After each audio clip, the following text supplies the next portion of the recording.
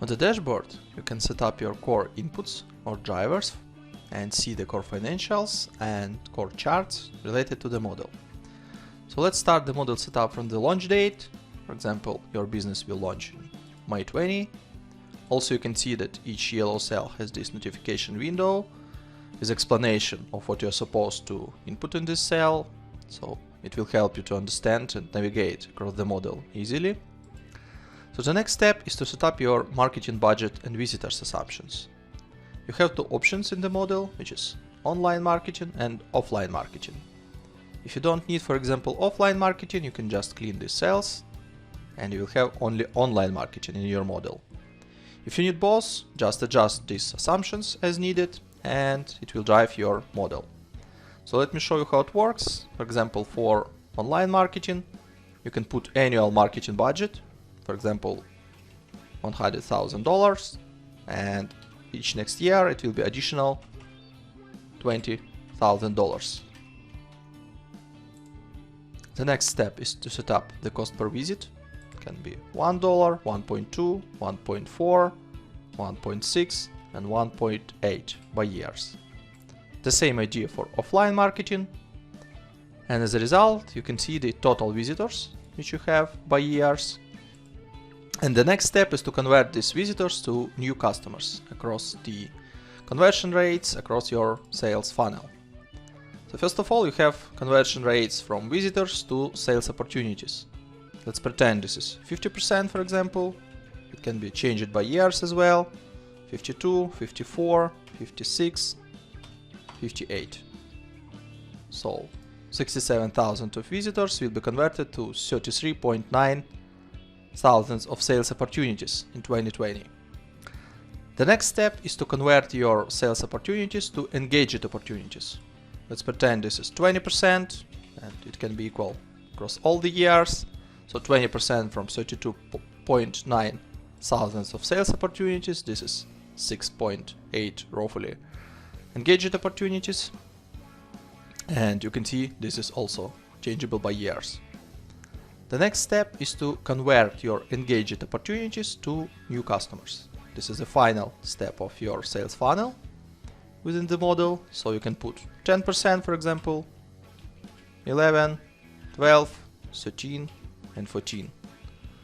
So 10% from 6.8 thousands of engaged opportunities will give you 679 new customers for the 2020. So after you will set up everything, revenue, expenses, COGS, wages, and all other assumptions, you may review your core financials and review your revenue breakdown by services or products, your profitability, which includes revenue, EBITDA, and EBITDA percentage, the cash flow chart by years, and the cumulative cash flow also by years.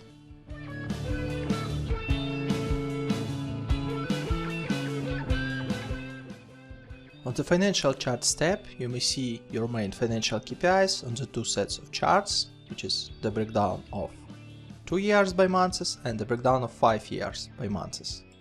So on the top, you may see the EBIT amount.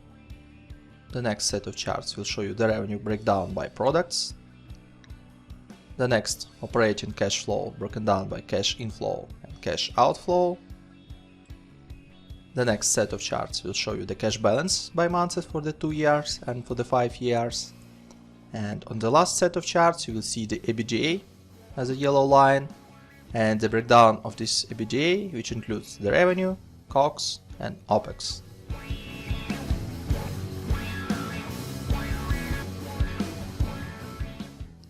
On the operational charts tab, you may see your main operational metrics for the 2 years broken down by months and for the 5 years broken down by months as well. So on the first set of charts, you may see the new customers breakdown by your services or products, also for 2 years by months and for the 5 years by month.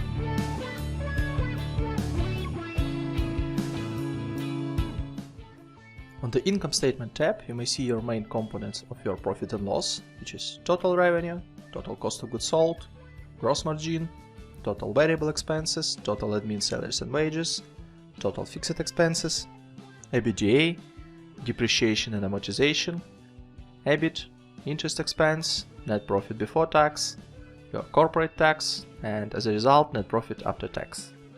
Please note that each category has its own subcategories, so you may click on this plus button and see the detailization, for example, for fixed expenses, or for variable expenses, or for example for the revenue.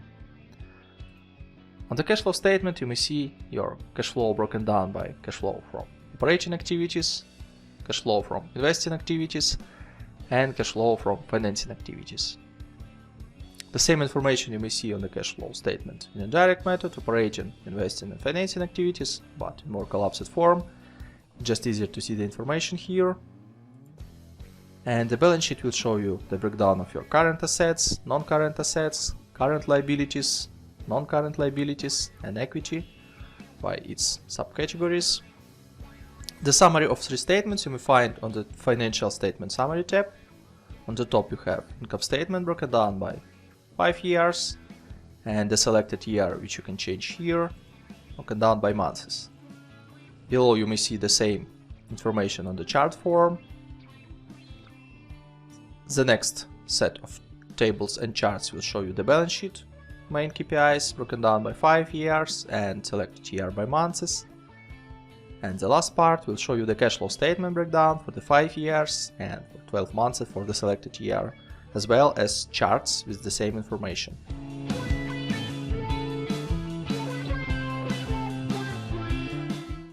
On the Benchmark KPIs tab, you may see 5 industry-specific benchmarks, and you may see the comparison of these benchmarks with what is calculated in your model. So you have gross margin percentage, net profit percentage, direct wages as a percentage of revenue, average monthly revenue per active customer, and active customers per 1 direct FTE ratio. All these yellow cells are changeable. For example, you know that gross margin percentage for your industry, for your country is 65%. You may see this is changed on this chart immediately. And to the right of these yellow cells, you may see the values calculated by the model based on assumptions which you set on revenue, expenses, COGS, and all other assumption steps. On the graphical form, you may see also comparison of gross margin calculated by the model, which is blue, and industry gross margin, which is orange. The same net profit, direct wages as a percentage of revenue, average monthly revenue per active customer, and active customers per 1 direct FTE.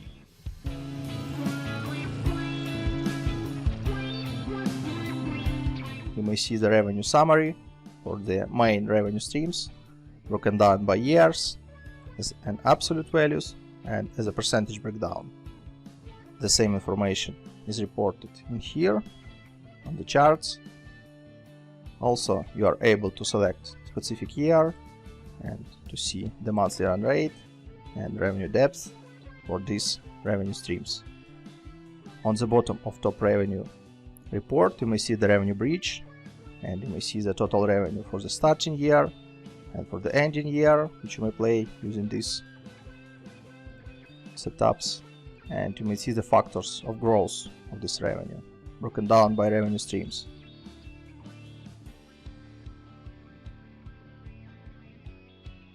The same idea is used on the top expenses tab. You may see top 4 expenses streams and all other expenses collapsed in one line. Also, this is broken down by absolute values and percentage breakdown. The same information you may find on the charts. Also expenses depths, monthly run rate, visibility to change the year, and expenses bridge, these factors of expenses growth from one year to another year.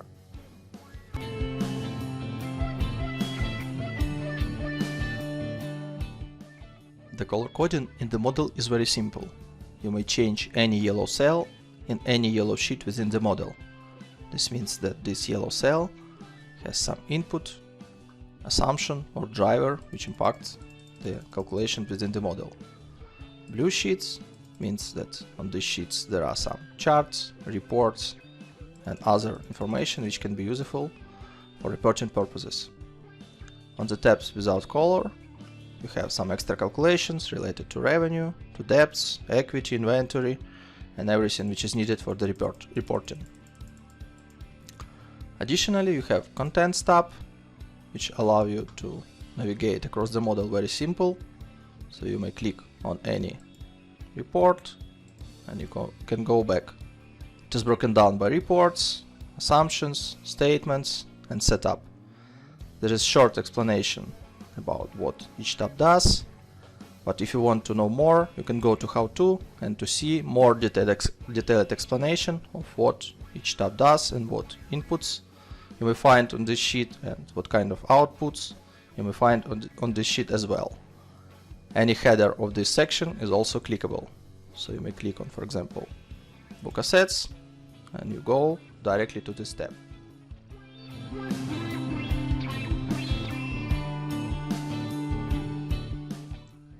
On the Revenue tab, you may set up the main revenue assumptions for the model. So let me show you how it works. So first of all, you need to set up your services names or product names, for example, offering 1 or whatever name you need. Also, if you don't need all 5 services or products, you can just clean assumptions for 4th and 5th and have only 3 offerings. The next step is to set up your starting number of customers. If you have some active customers as of the start of the year, so you can put some numbers, for example 50, 60 for each service. If you don't have any active customers, you can just clean and start from 0 active customers. The next step is to allocate your new customers by different services. So it's changeable by years. For example, for services A, it can be 10, 15, 12, etc.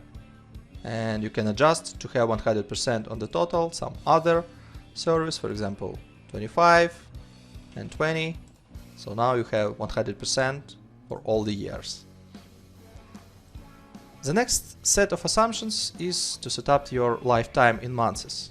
Let's pretend that in services A, average customer will live in 5 months, services B type 6, 10, 12 and 15 months. To the right, you may see the calculation of active customers by years, depends of this lifetime.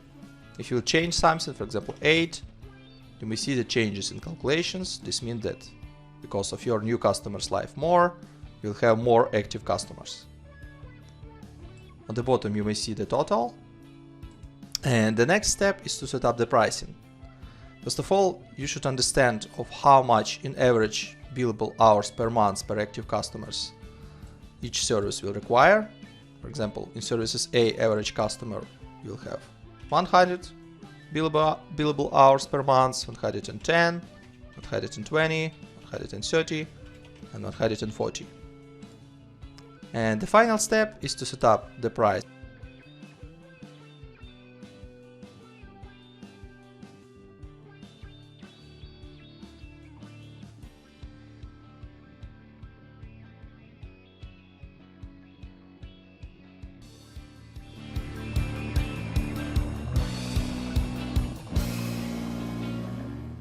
On the Seasonality tab, you may see the setup of marketing expenses, seasonality assumptions across the year by months. So you have yellow cells to set up your seasonality. It can be, for example, 15, 10, 5, 10, 8, 6, 7, 5, 10, 15, 5, and 5. As you may see, I just set up the breakdown of marketing expenses by year, and I see that check is red. That's because the total is 101%, means something is wrong here. So let's fix it.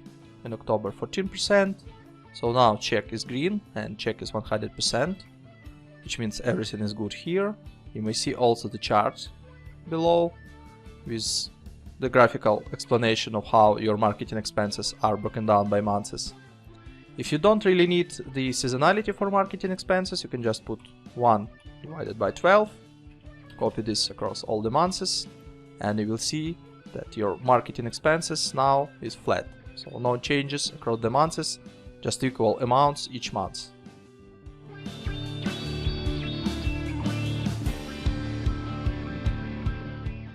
On the COGS tab, you may find 6 categories or components of your COGS. One of them is predefined, which is direct salaries and wages. I'll explain a bit later how to drive this on the direct wages tab. Other 5 categories are available, so you can change the names. I don't know, for example, hosting. So you can change the COGS assumptions, for example, 15% of revenue. And on the top you may see the main driver of calculation for the COGS, which is total revenue by months. And here you may change the assumptions, which is a percentage of total revenue. Below you may see the categories and calculations of COGS components by months. And finally, in income statement under COGS total, you may see all the components of COGS broken down by months and broken down by categories.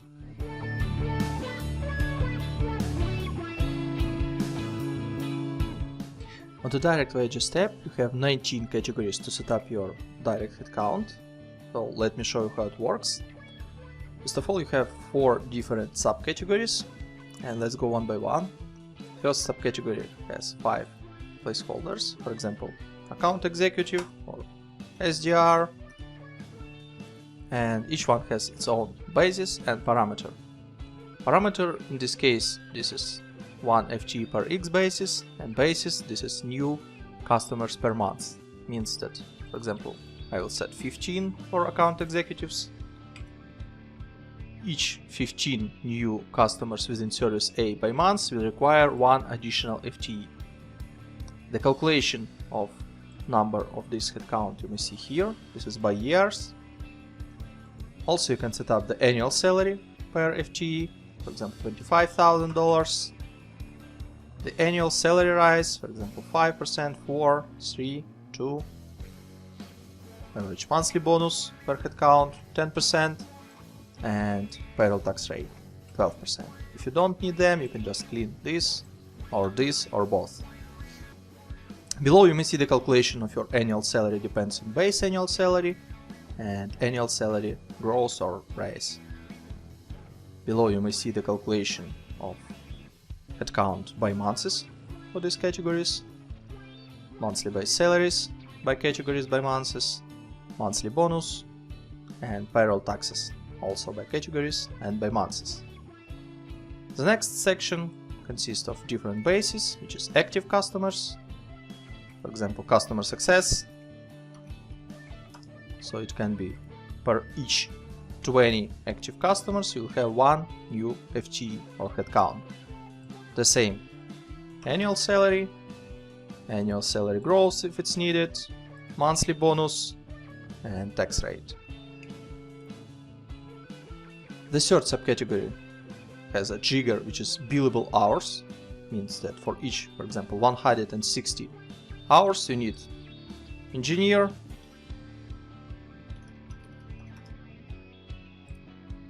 so if you have 320 billable hours, you will need 2 engineers, obviously.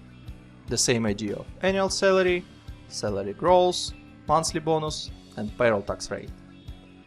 And in the last section, you can just set up manually, for example, manager, with hire date, for example, March. Fire date can be the end of the model or some specific date. Again, annual salary, 50,000. You need to input the average number of headcount. It can be 1 always, or you can hire, for example, in year 2 managers, then 3, 4, and 5. So below you may see the calculation. It is hired in March, as we set up March of the start date. Starting from January it's 2, then 3, and etc. And finally, in income statement, under COGS, you have direct salaries and wages, which is a total of bonuses, payroll tax.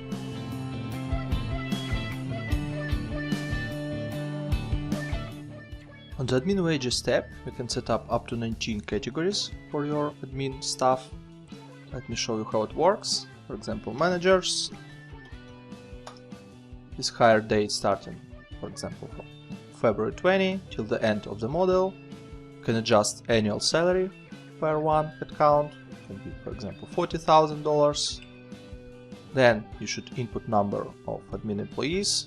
Let's pretend in the 2020 it will be 1, then 2, 3, 4, and 5. Also, you can input annual salary rise.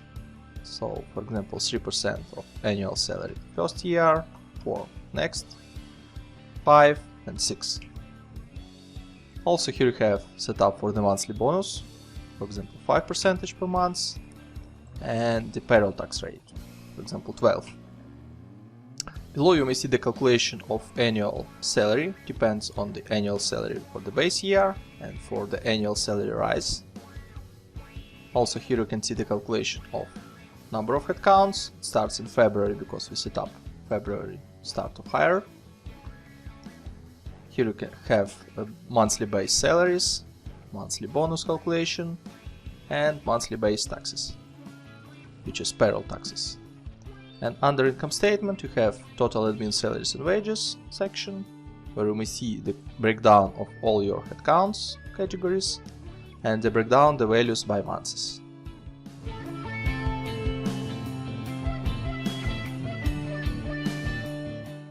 On the variable expenses tab, you can input your variable expenses as a percentage of total revenue. Let me show you how it works. For example, bank fees. And your bank fees is 2.5% of your revenue. So in the same way as your revenue grows over time, you may see that bank fees will grow as a percentage of this total revenue.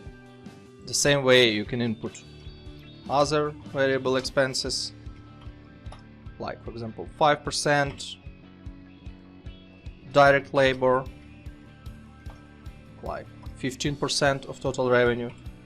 And below you may see the calculation of these variable expenses by months. So these expenses will be connected to the income statement tab, section variable expenses, and you may see these line items by months and broken down by expenses types.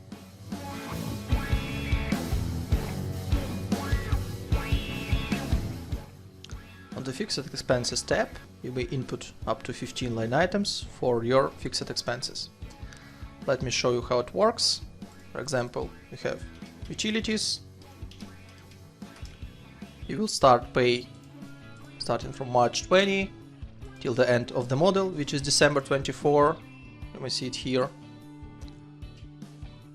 Let's pretend periodicity will be daily with amount of $50 per day. So you may see these amounts in here. It is calculated based on count of days within this month. So obviously in March 20 you have 31 days. That's why you will have 1550. In April you have 30 days. This means this will be $1500. Also you have ability to input some growth rate year over year. Once you input this growth rate, you will see that your utilities will grow over year. Let me give you a couple of other expenses types. For example, advertising. Let it start in March and finish in August 24. This will be on weekly basis with amount of $100 without any growth. So starting from March till August 24, you have $400 per month, which is 4 weekly payments each month. And that's it. Another option is bi-weekly. For example, $500. You can start from July, for example, and you will have 2 payments, which is 2 bi-weekly payments within the month. $500 multiplied by 2, you have $1000 per month. Again, you can input some growth rate and you will see that your advertising expenses will grow year over year till the August 24, which is the last date of this expense type. Another option, office setup,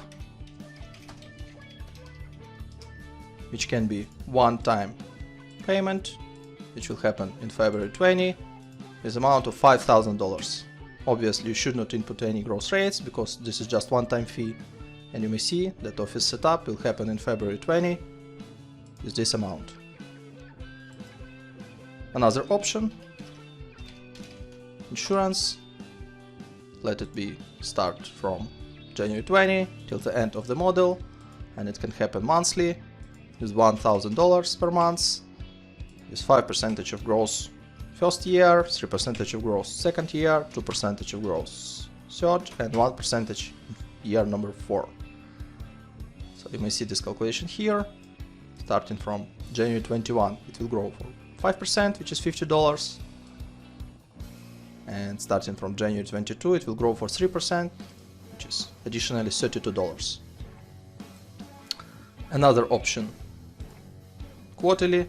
You may see that insurance will be paid $1,000 each quarter. You can start it, for example, from February, and this will be shifted to 1 month forward. Another option, semi-annually. In this case, you will have insurance payments once per half a year, again with a percentage of growth. And the last option is annual payments or yearly payments. You'll pay one time per 12 months, starting from February till December 24. For each expense type, you can use growth rate, and the calculation you may see in here. Also, in income statement, you may find total fixed expenses group. If you will ungroup this section, you can see these amounts broken down by months and by fixed expenses line items.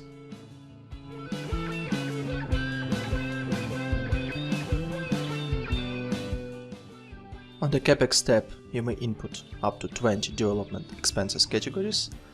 Let me give you a couple of examples.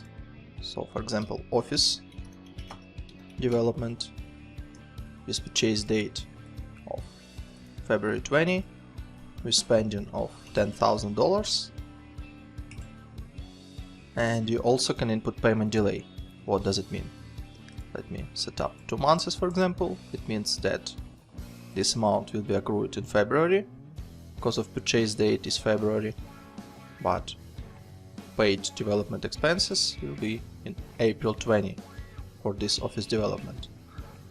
And you will have some balance of CAPEX accounts payable for 2 months. Let me give you another example. Other development expenses.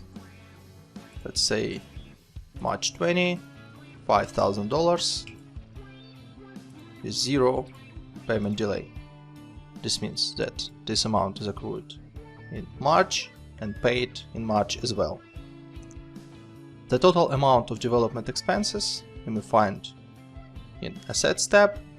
By default, it has useful time for 5 years for the calculation of depreciation.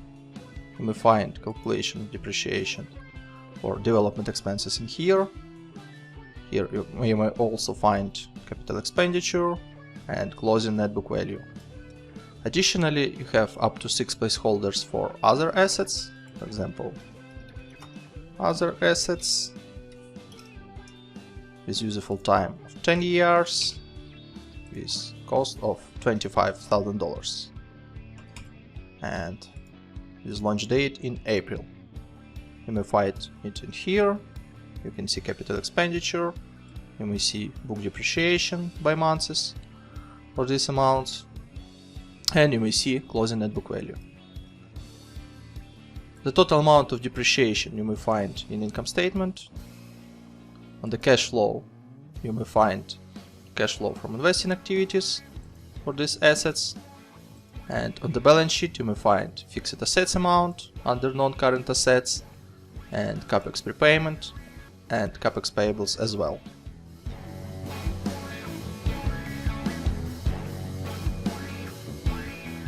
On the capitalization table, you can input different founders and investors' contributions, broken down by different dates of funding, with different cost of share for each series, and you can see the dilution of shares after each round, and pre-money total equity and post-money total equity. Let's pretend that we have 2 founders, founder 1, founder 2. So total amount of shares for founder 1 can be 10,000, for founder number 2, 20,000. Let's imagine that cost of share will be $2 and the date of founding is February. This means that investment for founder 1 is $20,000, for founder 2 is $40,000. In total they invest $60,000, which you may see here. The dilution is 33 to 67% of shares. So let's pretend that for Series A we have one investor and the date of issuance is May. Cost per share is $5 per share and number of shares is 1,000. So total amount of investment will be $5,000. You may see that before the Series A total equity was $60,000, after $65,000, and investor 1 will have 3.23% of shares, and the shares of founder 1 and founder 2 also diluted, 32.26 and 46.52%. You can also input some amounts for Series B and Series C. The same way you can set up the date, cost of share, and up to 5 investors is up to 5 placeholders for number of shares. The amounts of funding you may see in the cash flow, in the ordinary equity risings, and you may see the balance sheet, which shows you the total equity by months.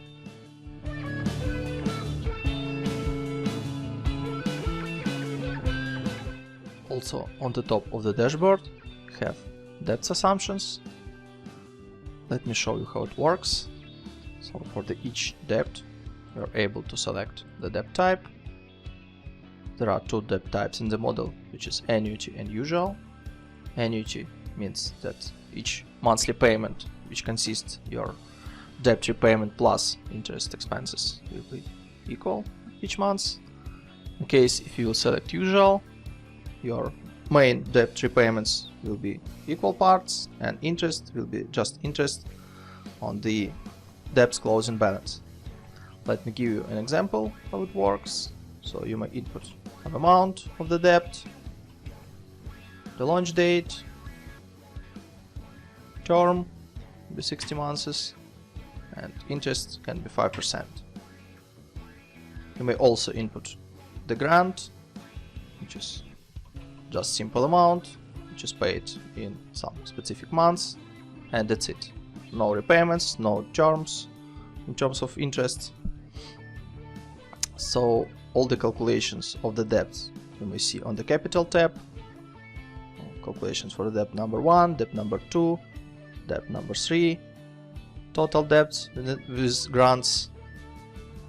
These calculations impacts income statement, interest expenses, the cash flow, interest paid, debt drawdowns, debt repayments, and on the balance sheet you have the debt closing balance.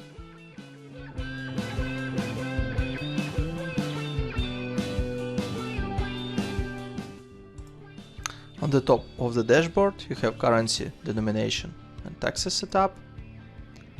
So currency inputs means that you can input all your drivers for the model using one currency. You have currency outputs.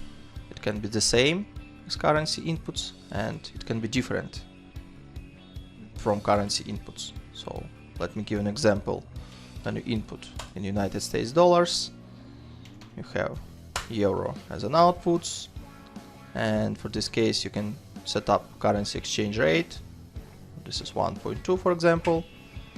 In this case you will have in the model all your inputs in United States dollars, all your outputs in euros, and there will be conversion rate between currency inputs and currency outputs. Additionally, you have denomination, which means that you can denominate all your outputs on the reports. In this example, you have denomination is 1000, means that your outputs is denominated by 1000. You can select millions.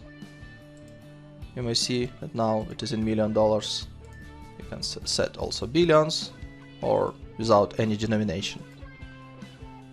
Additionally, you have corporate tax setup. You can change this number and this will impact tax expenses in your income statement. I hope you enjoyed my video. Thanks for reviewing this. You can find more on my website finmodelslab.com, and we'll see you later in the next videos.